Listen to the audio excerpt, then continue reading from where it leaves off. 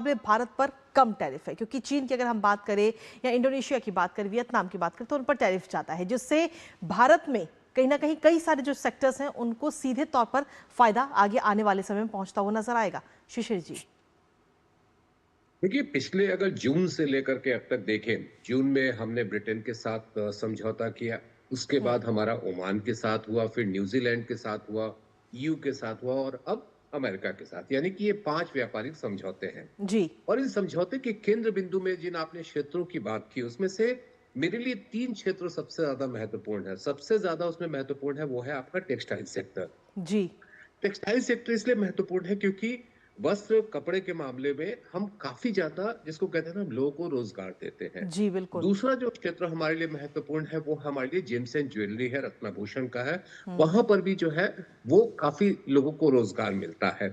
तीसरा जो महत्वपूर्ण क्षेत्र हमारे लिए है वो है मोबिलिटी का, यानी कि जो हमारे मानव श्रम है, जो कुशल है, उनके लिए हम किस तरीके से बाहर के लिए रास्ता खोलते हैं। तो इन बिल्कुल। अगर पांचों समझौतों को आप देखिए, चाहे ब्रिटेन से हम बात करें या फिर हम अमेरिका पे आए, इन हम्म। पांचों समझौतों में इन 3 तथ्यों के ऊपर हमें विशेष तौर पे ध्यान देना है।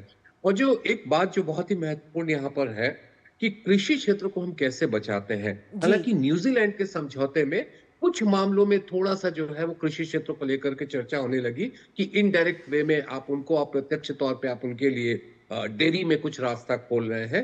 लेकिन बाकी जगहों पर कृषि क्षेत्र के मामले में बिल्कुल ही स्पष्ट है।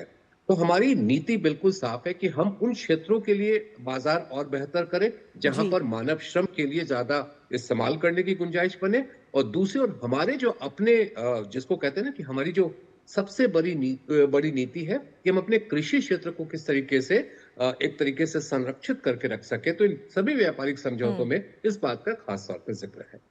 बिल्कुल, इस व्यापारिक समझौते में इसका जिक्र भी है और इसके साथ ही अगर हम देखें तो भारत जो है इस वक्त ग्लोबली तौर पर भी लगातार मजबूत हो रहा है। प्रोफेसर गुलशन, अगर हम देखें तो एक एक करके कई सारे देशों के साथ लगातार समझौते हो रहे हैं, जिनका जिक्र अभी हाल ही में शिशिर जी ने भी किया अपनी बातों में, और जो कहीं ना कहीं भारत को आगे आने वाले समय के लिए और ज्यादा मजबूत बना रहे हैं, स्ट्रांग बना रहे हैं, और जो हमारा लक्ष्य है विकसित भारत का, उसमें भी अपना अहम योगदान दे रहे हैं। जी। नहीं, उसपे शिशिर जी ने बिल्कुल सही कहा जो उन्होंने जो सेक्टर्स की बात की, क्योंकि वैसे एवरेज तौर से अगर हम देखें तो यूरोप में भी, अमेरिका में और पश्चिम के सब देशों में टैरिफ उनके एवरेज बहुत कम है।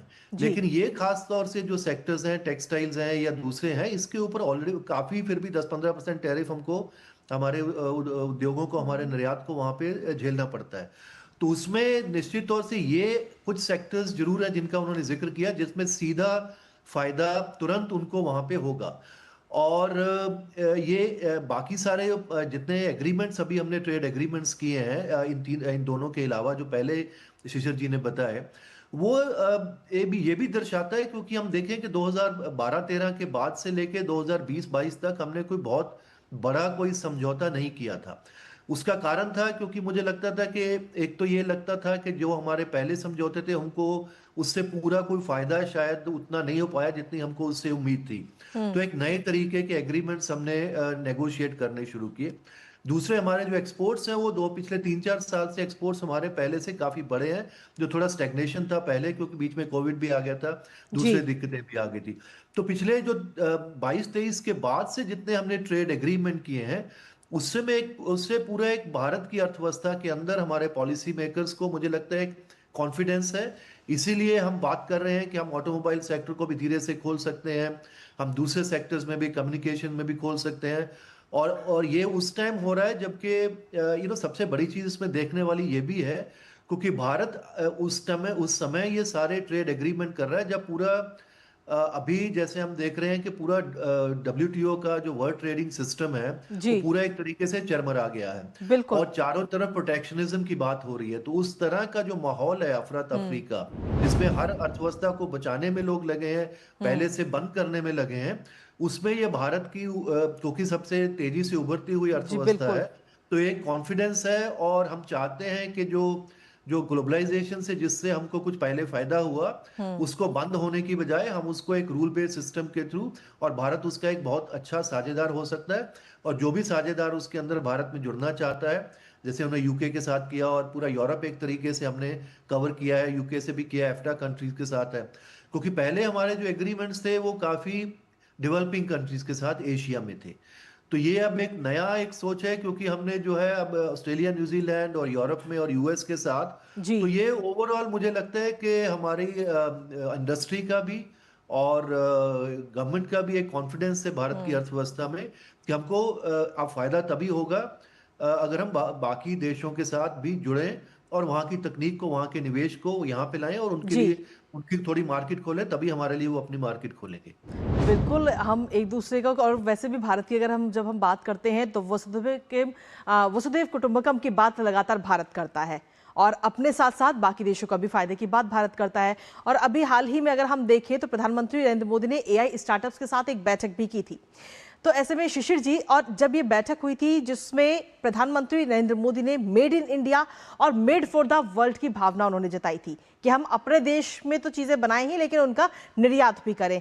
तो अब जो ये 18% की बात हो रही है, टैरिफ 18% अब लगेगा, यानी कि जो चीज भारत में 100 रुपए में बनी है, 100 रुपए में मार्केट में है, वो चीज 150 की ना बिक के 118 रुपए में अब अमेरिका में बिकेगी, जिससे सीधे तौर पर मेड फॉर द वर्ल्ड की जो भावना है उसको भी बढ़ावा मिलेगा। शिशिर जी। ये निश्चित तौर पर एक बात आपको ये समझना चाहिए कि हमारे यहाँ जिसको हम कहते हैं ना कि कैपेसिटी यूटिलाइजेशन, यानी कि जितनी क्षमता है उसका हम अभी 2/3 से कुछ ज्यादा ही इस्तेमाल कर पा रहे हैं। वो बढ़ाने की जरूरत है। उसके जी, बढ़ाने के पीछे दो फायदे हैं। एक तरफ आपको बाजार मिलता है, दूसरी तरफ आप रोजगार के मौके देते हैं। बिल्कुल। और तो अर्थशास्त्र में हम एक प्रक्रिया को जो हम समझते हैं उसको हम लोग सूचक्र कहते हैं, यानी कि वर्चुअस साइकिल कहते हैं। वर्चुअस साइकिल का मतलब होता है कि एक अच्छे से दूसरा अच्छा होना। हम्म। आप यदि मांग बढ़ती है तो कंपनियां ज्यादा उत्पादन करती है, ज्यादा उत्पादन करती है तो लोगों को रोजगार मिलता है, रोजगार जी, मिलता है तो लोगों के हाथ में पैसा आता है और फिर बिल्कुल। मांग बढ़ती है। अर्थव्यवस्था क्या है? मांग और आपूर्ति का खेल है। हम्म।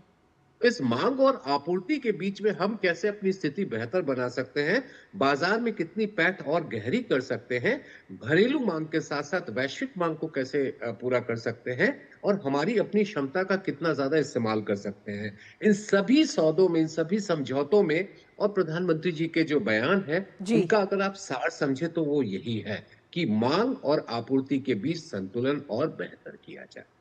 बिल्कुल। इसके साथ ही मांग और आपूर्ति की तो हम बात कर ही रहे हैं और अब मांग भी बढ़ेगी और आपूर्ति भी पूरी भारत करता हुआ कहीं ना कहीं इसके जरिए नजर आएगा। लेकिन हाल ही में आईएमएफ की एक रिपोर्ट भी सामने आई थी। प्रोफेसर गुलशन, इस रिपोर्ट में सीधे तौर पर यह दर्शाया गया था कि जो ग्लोबल जीडीपी है उसमें किस देश का कितना योगदान है, और इस रिपोर्ट में दिखाया गया कि चीन पहले नंबर पर है और भारत दूसरे नंबर पर है 17% योगदान के साथ। जी जी बिल्कुल। अभी क्योंकि अब ये है, क्योंकि आने वाले समय में जितने भी बड़े ग्लोबल टारगेट्स हैं, जो भी ग्रोथ होनी है पूरी दुनिया की अर्थव्यवस्था के अंदर, अ, उससे पहले से कहीं ज्यादा भारत उसके अंदर अपना योगदान दे रहा है। जी। चाहे वो 2030 में अगर आपको जो पूरे सस्टेनेबल डेवलपमेंट गोल्स की अगर टारगेट्स को पूरा करना है, या पूरा अगर ग्रीन ट्रांजिशन की हम बात करते हैं, नेट जीरो टारगेट, चाहे वो हमारे यहाँ 2070 का, या पूरी दुनिया के अंदर जिस तरीके से रिन्यूएबल को अगर लेके आना है, और ये तो इस तरह से ये है कि अब भारत की अर्थव्यवस्था का एक वो मुकाम हो गया है कि यहाँ की जो अर्थव्यवस्था में यहाँ पे जो विकास होगा वो निश्चित तौर से उसका भारत के लोगों को, भारत की जनता को, भारत के उद्योगों को, भारत के निर्यात को तो उसका फायदा होगा। जी। लेकिन उसका एक बहुत बड़ा असर पूरी दुनिया की अर्थव्यवस्था पे भी पड़ेगा, क्योंकि आपका कद जो है, आपकी अर्थव्यवस्था पहले से बढ़ रही है। और जो जैसे आपने वसुधैव कुटुंबकम की बात की है, क्योंकि भारत तो वैसे भी ग्लोबल साउथ की बात करता है। इस साल अभी तो हम ब्रिक्स के भी प्रेसिडेंसी हमारे पास है, और हमने voice of global south summit किए थे जब G20 के टाइम में। तो भारत की अर्थव्यवस्था सिर्फ उसका जो फायदा होगा उसको सिर्फ हम अपने लिए ही नहीं अच्छा देखते हैं, वो पूरी दुनिया की अर्थव्यवस्था को मजबूत करता है, पूरे रूल बेस्ड सिस्टम को मजबूत करने में हम विश्वास करते हैं। उसके साथ जो हमारे अपने एक्सपीरियंस है डेवलपमेंट के, और जो हमारे पास जो भी रिसोर्सेज हैं, उसको हम ये भी चाहते हैं कि हम वो तीसरी दुनिया के जो हमारे ग्लोबल साउथ के साथी हैं उनके साथ भी उनको शेयर किया जाए।